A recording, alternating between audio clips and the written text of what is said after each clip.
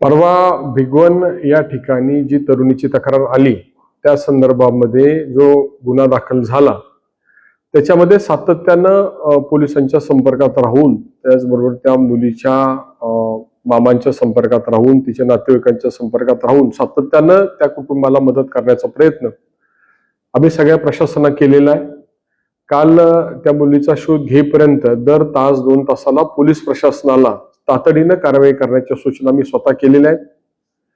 काल जे काही मुलगी मिळाल्यानंतर आज जे काही त्या ठिकाणी आरोप झाले त्या संदर्भामध्ये मी एवढंच सांगेल की या सगळ्या परिसरामध्ये काम करत असताना सामाजिक जाणीवेने आम्ही सगळेजण काम करतो आणि त्यामुळे कुणी जर काही आरोप करत असेल तर मला एक निश्चितपणे मी नमूद करेल की मला एक मुलगी आहे, माझ्या घरात महिला पदाधिकारी राहिलेले आहेत, त्यामुळे महिलांचा प्रश्न कसा हाताळावा याची जाणीव मला आहे। आणि कदाचित आज कोणी स्टेटस ठेवला हा जो विषय घडला त्यामध्ये कदाचित मी या विषयामध्ये मुलीच्या बाजूनं अतिशय भक्कम भूमिका घेतल्यामुळे असं केलेलं असावं असं माझं प्राथमिक मत आहे। परंतु या सगळ्या प्रकरणाची चौकशी पोलिसांनी कसोशीनं करावी, त्याचबरोबर त्या मुलीचा शोध घ्यावा आणि जे दोषी असतील त्याच्यावर कारवाई करावी अशा प्रकारे सातत्यानं मागणी मी केलेली आहे। जे आरोप करतायत त्यांनी वस्तुस्थिती पहिल्यांदा तपासावी आणि मगच आरोप करावे अशा प्रकारची विनंती मी निश्चितपणे करेल। त्या कुटुंबाच्या विषयी आम्ही सगळेजण सहानुभूतीपूर्वक मदतीच्या भूमिकेमध्ये आहोत आणि त्या कुटुंबियांना जी जी लागेल ती मदत करण्याची आमची तयारी आहे। प्रशासन पूर्ण सक्षमतेने काम करतंय। काल रात्रीपासून त्या ठिकाणी त्या मुलीची समजूतही घालण्याचा प्रयत्न हा प्रशासनाकडून होतोय आणि त्या कुटुंबाला जो पाठबळ आहे ते देण्यासंदर्भामध्ये आम्ही सगळेजण कटिबद्ध आहोत। त्यामुळे कुणी जर अशा प्रकारचे गैरसमज करत असतील तर तुमच्याही घरात मुली आहेत, माझ्याही घरात मुली आहेत, त्यामुळे आरोप करताना वस्तुस्थितीची जाणीव ठेवून तपासून मगच आरोप करावेत अशा प्रकारचं नम्र आवाहन मी या सगळ्यांना करेन।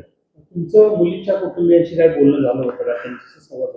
मला जशी घटना कळाली तसं पोलिसांना मी संपर्कात होतो। मुलीच्या मामा जे आहेत त्यांच्याशी मी बोललेलो आहे आणि वारंवार पोलिसांनाही सूचना केल्यात की जो तपास चाललेला आहे तो जो तपास आहे त्याची सगळी माहिती त्या मुलीच्या कुटुंबियांना द्यावी आणि सगळ्या बाजूने त्या कुटुंबियांना मदत करावी अशा प्रकारच्या वारंवार सूचना मी पोलिसांनाही केलेल्या आहेत आणि त्या कुटुंबांच्या नातेवाईकांच्या सुद्धा मी संपर्कात आहे। तुमच्या विरोधात घोषणाबाजी केली याच्यामध्ये काय राजकारण आणण्याचा प्रयत्न केला जातोय काय?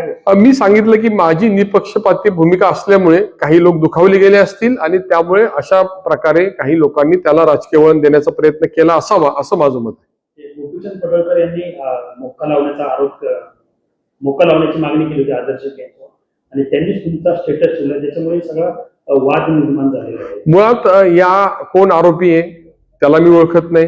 गुन्हा भिगवण तालुका इंदापूर इथे घडलाय, मुलगी बारामतीमध्ये हजर झालेली आहे आणि त्यामुळे कुणी कुणाचं स्टेटस ठेवावं आणि त्यामुळे कुणावर आरोप करावे याचा कुठलाही सुतराम संबंध मला समजत नाही।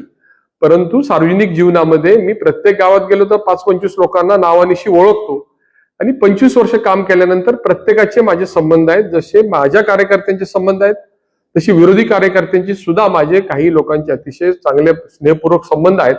त्यामुळे कुणी चुकीचं केलं आणि जर कुणी कुणाचं स्टेटस ठेवलं म्हणून कुणावर तरी आरोप करावेत हे योग्य नाही।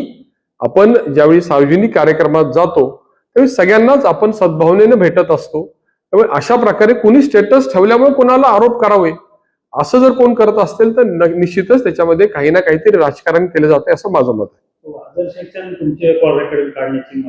सगळे रेकॉर्डिंग काढावेत। मी माझ्याकडे येणारे सगळे फोन घेतो, सगळ्यांना परत फोन करतो।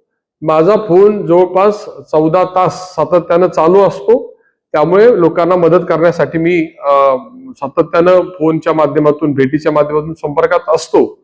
त्यामुळे त्यांची जी मागणी आहे माझी उलट या सगळ्या प्रकरणात मागणी आहे की जे दोषी असतील त्याच्यात कठोरात कठोर कारवाई झाली पाहिजे अशा प्रकारची माझी मागणी राहणार आहे। मुलींच्या कुटुंबियांच्या मी संपर्कात आहे आणि आवश्यकतेप्रमाणे आवश्यकता असेल तर मला भेटण्यासाठी निश्चितपणे आवडेल आणि त्यांना मदत करण्यासाठी आम्ही सगळ्या बाजूने प्रयत्न करू आणि अशा कुणाच्याही कुटुंबाच्या बाबतीत घडत असेल तर ते आमचं कर्तव्यच आहे असं मी मानतो।